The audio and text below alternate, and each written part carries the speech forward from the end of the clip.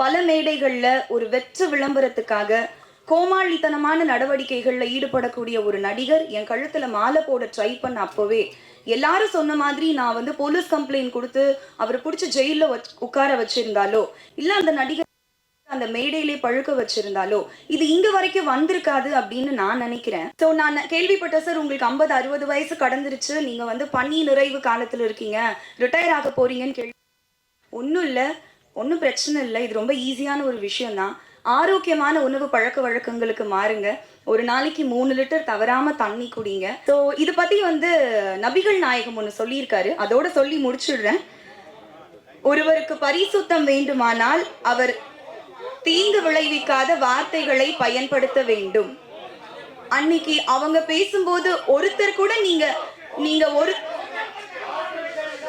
நீங்க ஒருத்தர் கூட நீங்க ஒரு நீங்க என்ன சார் தப்பா எடுத்தேன் சொல்லுங்க, என்ன தப்பா எடுத்தேன் சொல்லுங்க சார். சம்மருக்கு நீங்க போட்டிருக்க இங்க இவ்வளவு பேர் பேசுறீங்களே, அன்னைக்கு ஒருத்தர் கூட நீங்க அவர் தப்பா பேசலையா? சரி, வெல் அண்ட் குட். அவர் தப்பா பேசலன்னு சப்போர்ட் பண்ணீங்கன்னா வெல் அண்ட் குட். ஓ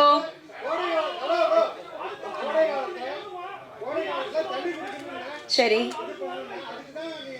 கோடை காலத்துல தண்ணி குடிக்கிறதுக்கும் நான் அணிஞ்சிட்டு வந்த சாரிக்கும் என்ன சம்பந்தம்? ஒருத்தர் கூட நீங்க அவரை கேள்வி கேட்கலையே. சரி, ஓகே, எனக்கு இந்த பதில சொல்லணும்னு இருந்துச்சு. இதோட வந்து இதுக்கப்புறம் என்ன வந்து வம்புக்கு இழுக்காதீங்க.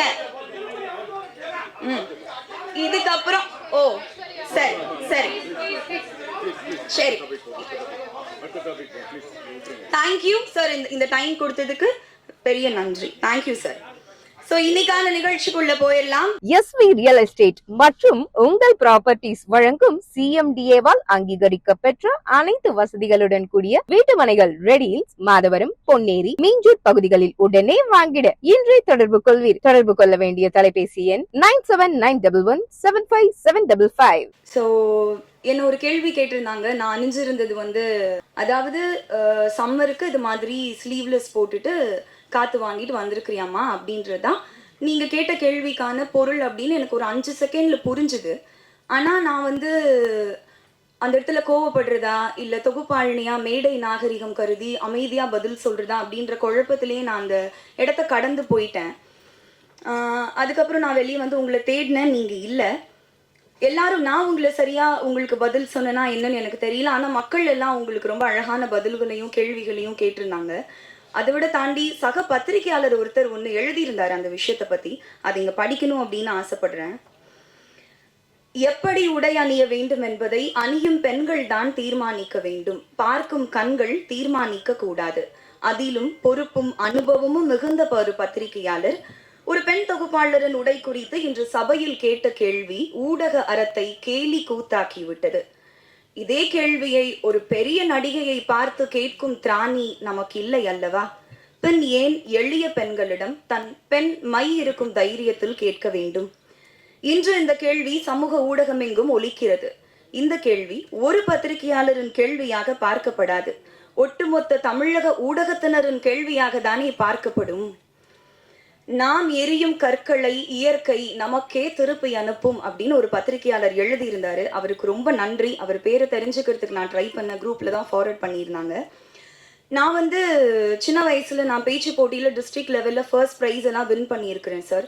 உங்களுக்கு ஒர்க் எத்திக்ஸ் அப்படின்னா என்னன்னு தெரியுமான்னு எனக்கு தெரியல. ஆனா நான் விவரம் தெரிஞ்ச வயசுல இருந்து மேடை ஏறி மைக்கு முன்னாடி நிக்கிறதால நான் அழகான தமிழ் வார்த்தைகளை தான் பயன்படுத்துவேன் அப்படின்னு எப்பவுமே எனக்கு ஒன்று இருக்கும்.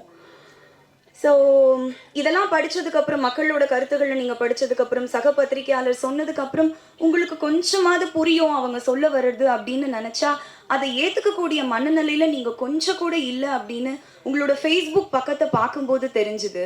அந்த கேள்வியை ரொம்ப நியாயப்படுத்தி ரொம்ப அபத்தமான விளக்கங்கள் கொடுத்து ரொம்ப வக்ரமான சொற்கள் அங்கேயும் நீங்கள் பயன்படுத்தியிருந்தீங்க. அதை பார்க்கும்போது எனக்கு வந்து நீங்கள் ஏன் இப்படி பண்றீங்க, மாற மாட்டீங்களா, புரியாதா அப்படின்லாம் எனக்கு கேட்க தோணல. ரொம்ப வருஷமா கேட்குறாங்க. எனக்கு இருந்த ஒரே கன்சர்ன், உங்களோட அடுத்த தலைமுறைக்கு நீங்க என்ன மாதிரியான மாரல்ஸையும் எத்திக்ஸையும் வேல்யூஸையும் கடத்துவீங்க அப்படின்றதான் என்னோட ஒரே எண்ணமா இருந்துச்சு.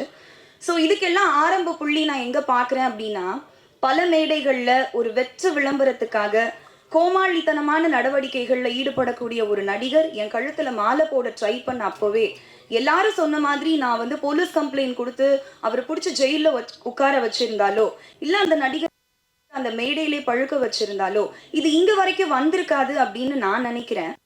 நான் வந்து அமைதியாவே இருக்கிறதுனால நான் ரொம்ப நினைச்சிட்டு உங்களை மாதிரியான சில ஆண்கள் உங்க பலத்தை என்கிட்ட காட்டணும் அப்படின்னு நினைக்கிறீங்களான்னு எனக்கு தெரியல. நான் ஏன் இது ரொம்ப கடந்து போயிட்டு இருக்கேன்னா, இது எல்லாத்தையும் விட ரொம்ப முக்கியமான விஷயங்கள், நல்ல நல்ல விஷயங்கள் என் வாழ்க்கையில நடந்துட்டு இருக்கு. அதுல நான் ஃபோக்கஸ் பண்ணிட்டு இருக்கேன். அதனாலதான் இதை கடந்து போயிட்டு இருக்கேன். ஸோ நான் கேள்விப்பட்ட சார் உங்களுக்கு 50-60 வயசு கடந்துருச்சு, நீங்க வந்து பணி நிறைவு காலத்துல இருக்கீங்க, ரிட்டையர் ஆக போறீங்கன்னு கேள்வி. ஒன்றும் இல்லை, ஒன்றும் பிரச்சனை இல்லை. இது ரொம்ப ஈஸியான ஒரு விஷயம்தான். ஆரோக்கியமான உணவு பழக்க வழக்கங்களுக்கு மாறுங்க. ஒரு நாளைக்கு 3 லிட்டர் தவறாம தண்ணி குடிங்க. நடைப்பயிற்சியோ யோகாவோ தியானமோ ஏதாவது ஒரு வகுப்புல சேருங்க. இயற்கையை ரசிங்க. சந்தோஷமா இருங்க. பாசிட்டிவான விஷயங்களை பேசுங்க. இது சீக்கிரமா சரியாயிரும் அப்படின்னு நான் நினைக்கிறேன். ஸோ இதை பத்தி வந்து நபிகள் நாயகம் ஒன்று சொல்லியிருக்காரு. அதோட சொல்லி முடிச்சுடுறேன். ஒருவருக்கு பரிசுத்தம் வேண்டுமானால் அவர் தீங்கு விளைவிக்காத வார்த்தைகளை பயன்படுத்த வேண்டும். அன்னைக்கு அவங்க பேசும்போது ஒருத்தர் கூட நீங்க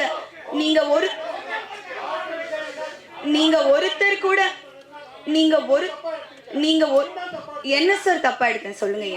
என்ன தப்பா எடுத்தேன் சொல்லுங்க சார். சம்மருக்கு நீங்க போட்டிருக்க இங்க இவ்வளவு பேர் பேசுறீங்களே, அன்னைக்கு ஒருத்தர் கூட நீங்க அவர் தப்பா பேசலையா? சரி, வெல் அண்ட் குட்.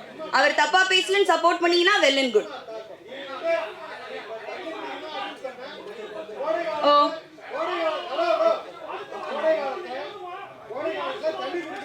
சரி, கோடை காலத்துல தண்ணி குடிக்கிறதுக்கும் நான் அணிஞ்சிட்டு வந்த சாரிக்கும் என்ன சம்பந்தம்? ஒருத்தர் கூட நீங்க அவரை கேள்வி கேட்கலையே. சரி, ஓகே, எனக்கு இந்த பதில சொல்லணும்னு இருந்துச்சு.